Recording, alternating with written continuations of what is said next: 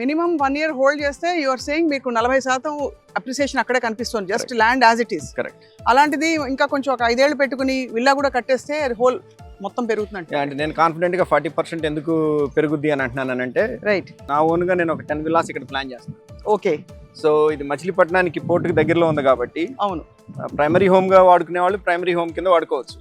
Covid తర్వాత ఏమైంది అని అంటే, కొంత సిటీకి బయట ఉండి లివింగ్ చేయాలి అనే కాన్సెప్ట్ అందరిలో కూడాను వచ్చింది. అక్కడ మీ హోర్డింగ్ ని చూసాను, అదే అడగబోయాను, నేచర్ ఫ్రెండ్లీ అని చెప్పి ఉంది. Correct correct correct.